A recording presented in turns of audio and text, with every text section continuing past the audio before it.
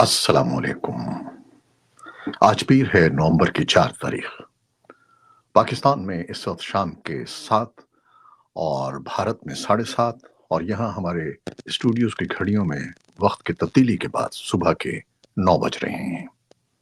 Voice of America Washington کی Urdu service سے میں ہوں خالد حمید، خبروں کے ایک بلیٹن کے ساتھ۔ امریکہ میں 5 نومبر یعنی کل صدارتی انتخابات ہو رہے ہیں۔ انتخابات کے ساتھ ساتھ پاکستان، بھارت اور دنیا بھر سے ملنے والی اہم خبروں سے آغاز کرتے ہیں۔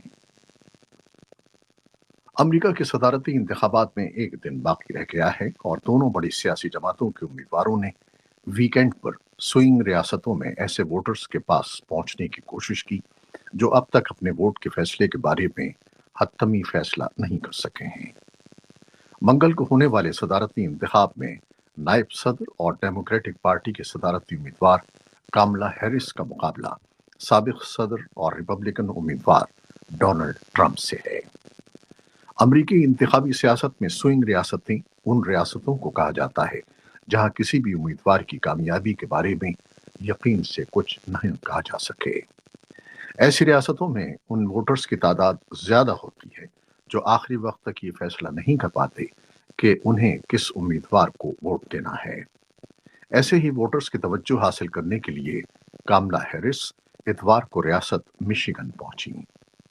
دوسری جانب ریپبلکن امیدوار ڈونلڈ ٹرمپ 3 سوئنگ اسٹیٹس کے مختلف شہروں میں ان دیہی علاقوں میں پہنچے جہاں انہیں توقع ہے کہ کاملا ہیرس کے مقابلے میں انہیں زیادہ ووٹ مل سکتے ہیں۔ امریکہ کے صدارتی انتخابات کے نتائج کا فیصلہ نیشنل پاپولر ووٹ پر نہیں بلکہ الیکٹورل کالجز کے ذریعے ہوتا ہے۔ ہر ریاست میں الیکٹورل ووٹ کی تعداد آبادی پر منحصر ہے، لہذا قومی سطح پر انتخابی نتیجے کا انحصار بڑی ریاستوں پر بھی ہوتا ہے۔ صدارتی الیکشن جیتنے کے لیے کسی بھی امیدوار کو 538 الیکٹورل ووٹ میں سے 270 درکار ہوتے ہیں۔ اسلام آباد کی سیشن عدالت نے سابق وزیر اعظم عمران خان اور ان کی اہلیہ بشرا بی بی کی درخواست سے ضمانتوں پر فیصلہ محفوظ کر لیا ہے۔ ایڈیشنل سیشن جج افضل مجوکا نے فریقین وکلاء کے دلائل مکمل ہونے پر عمران خان کی 6 اور بشرا بی بی کی جانب سے دائر 1 درخواست ضمانت پر فیصلہ محفوظ کر لیا۔ سابق وزیر اعظم عمران خان اس وقت اڈیالہ جیل میں قید ہیں اور ان کے خلاف متعدد مقدمات درج ہیں۔ بھارت کے زیر انتظام کشمیر کی ریاستی اسمبلی کے پیر کو ہونے والے پہلے اجلاس میں آرٹیکل 370 کی منسوخی کے لیے قرارداد پیش کی گئی، جس پر اسمبلی کی کارروائی ہنگامہ آرائی میں نصب ہو گئی۔ ایوان میں ہنگامہ آرائی اس وقت شروع ہوئی جب پیپلز ڈیموکریٹک پارٹی PDP کے ایک رکن وحید پارا نے جموں و کشمیر کی خصوصی آئینی حیثیت سے متعلق آرٹیکل 370 کے خاتمے کے خلاف ایک قرارداد پیش کی۔ بی جے پی کی مرکزی حکومت نے 5 برس قبل بھارتی آئین میں ترمیم کر کے جموں و کشمیر کی خصوصی آئینی حیثیت سے متعلق آرٹیکل 370 کا اطلاق منسوخ کر دیا تھا۔ حکومتی فیصلے کے بعد ریاست کو 2 حصوں جموں و کشمیر اور لداخ میں تقسیم کر دیا گیا تھا۔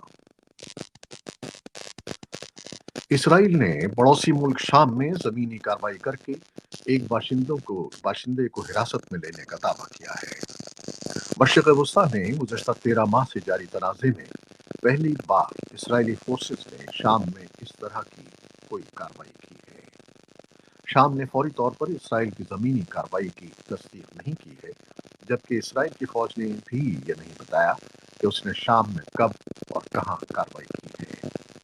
البتہ اسرائیلی فوج نے دعویٰ کیا ہے کہ شام سے حراست میں لیا جانے والا شخص خطے میں ایران کی حامی عسکری تنظیموں کے نیٹ ورک کا معاون ہے۔ اسرائیلی فوج نے زیر حراست شخص کی شناخت ظاہر کر دی ہے اور اس کا نام علی سلیمان العاصی بتایا ہے۔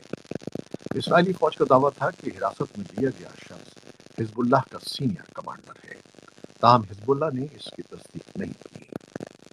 عالمی ادارہ صحت WHO کا کہنا ہے کہ شمالی غزہ میں انسداد پولیو ویکسینیشن سینٹر پر ہفتے کو حملہ کیا گیا۔ حکام کے مطابق اس حملے میں 6 افراد زخمی ہوئے ہیں، جن میں 4 بچے بھی شامل ہیں۔ اسرائیلی حکام نے ان الزامات کی تصدیق کی ہے۔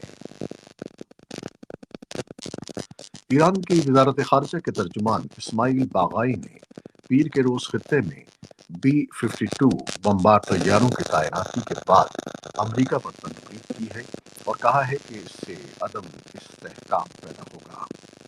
باغائی نے تعیناتی کے بارے میں ایک سوال کے جواب میں ایک نیوز کانفرنس سے خطاب کرتے ہوئے کہا کہ ہمارا یقین ہے کہ خطے میں امریکہ کی موجودگی ایک عدم استحکام کا باعث ہے۔ انہوں نے مزید کہا کہ ایران اپنے دفاع کے عزم پر قائم ہے۔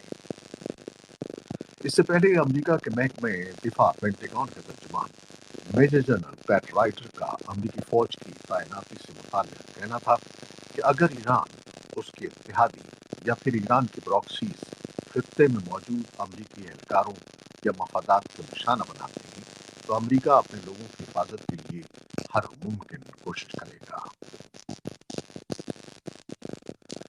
جرمن وزیر خارجہ اینا لینا بربک نے پیر کو کیف کے دورے کے دوران یوکرینی رہنماؤں سے ملاقات کی اور یوکرین کے لیے اپنے ملک کی حمایت کا وعدہ کیا۔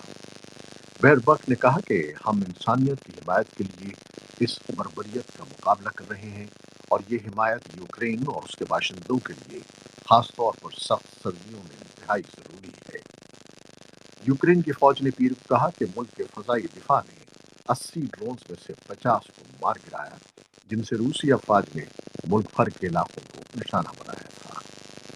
خارکیف میں حکام نے پیر کو اطلاع دی کہ روسی فضائی حملوں میں کم از کم 13 افراد زخمی ہوئے۔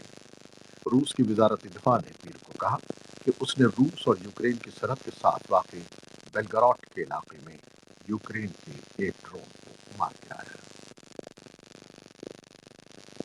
دہلی میں اس وقت ہوا کا معیار انتہائی خراب ہو گیا ہے اور پولوشن کی سطح بہت زیادہ بڑھ گئی ہے۔ پولوشن میں اضافہ ہندوؤں کے تہوار دیوالی کے پہلے سے ہی شروع ہو گیا تھا، لیکن دیوالی کے بعد اس میں بہت زیادہ اضافہ ہو گیا ہے۔ آلودگی میں اضافے کی متعدد وجوہات ہیں، جن میں پڑوسی ریاستوں اتر پردیش، ہریانہ اور پنجاب میں فصلوں کی باقیات یا پرالی کو جلانا، دہلی میں ٹریفک کی سنگین صورتحال، بے تحاشا آبادی، مکانوں اور سڑکوں کی تعمیر اور رطوبت کی وجہ سے باریک اجزاء کا فضا میں منجمد ہو جانا شامل ہے۔ آلودگی میں اضافے کی وجہ سے اسپتالوں میں سانس اور دل کی بیماریوں سے متعلق مریضوں کی تعداد میں اضافہ ہو رہا ہے۔ دہلی میں پولوشن کی صورتحال پر رپورٹرز ڈائری پڑھنے کے لیے ہمارے سوشل میڈیا پلیٹ فارمز پر آئیے۔ ادھر پاکستان کے دوسرے بڑے شہر لاہور میں اسموگ کے پیش نظر محکمہ ماحولیات نے اسکولوں میں ایک ہفتے کی چھٹیوں کا حکم دے دیا ہے۔ ڈائریکٹر جنرل ماحولیات نے چھٹیوں کا اعلامیہ جاری کیا ہے۔ شہر میں نرسری سے 5ویں جماعت تک اسکول بند رہیں گے۔ فیصلے کا اطلاق 4 سے 9 نومبر تک ہوگا۔ تمام نجی اور سرکاری اسکول حکم کے پابند ہوں گے۔ بھارت میں ایک بس پیر کو ہمالیہ کی گہری کھائی میں جا گری، جس کے نتیجے میں کم از کم 36 مسافر ہلاک اور متعدد زخمی ہو گئے۔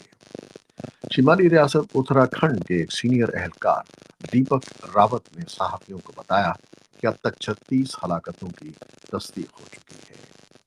وزیر اعظم نریندر مودی نے سڑک کے بدقسمت حادثے میں اپنے پیاروں کو کھونے والوں سے تعزیت کا اظہار کیا ہے۔ مودی کے دفتر نے ایک بیان میں کہا ہے کہ ہلاک ہونے والوں کے لواحقین کو امداد کے طور پر 2 لاکھ روپے جبکہ زخمیوں کو 50,000 روپے ملیں گے۔ مشرقی انڈونیشیا میں ایک آتش فشاں گزشتہ رات پھٹ گیا، جس کے نتیجے میں کم از کم 10 افراد ہلاک ہو گئے۔ فلورس کے مشہور سیاحتی جزیرے پر واقع 1703 میٹر جڑواں آتش فشاں ماؤنٹ لیوتوبی لاکی آدھی رات سے کچھ دیر پہلے پھٹ گیا اور حکام کو کئی دیہات کو خالی کرانا پڑا۔ ملک کی قدرتی آفات سے نمٹنے کے ادارے BNP کے ترجمان عبد المہری نے ایک پریس کانفرنس میں ہلاکتوں کی تعداد کی تصدیق کی اور کہا کہ اس سے 10,295 अफराद मुतासिर हुए हैं। ये थी वो खबरें जो फेसबुक लाइव और यूट्यूब पर हमने लाइव आपके लिए पेश की। आप हमारे बुलेटिन को देखते हैं और इन पे अपनी मोहब्बतों का इजहार करते हैं, जिसके लिए हम आपके बेहद ममनून हैं। अपनी इन काविशों को जारी रखिएगा। न्यूज प्रोड्यूसर सादिया ज़ेब रांझा और न्यूज एडिटर बहजत ठिलानी के साथ खालिद हमीद को अब इजाजत दीजिएगा। अल्लाह हाफिज।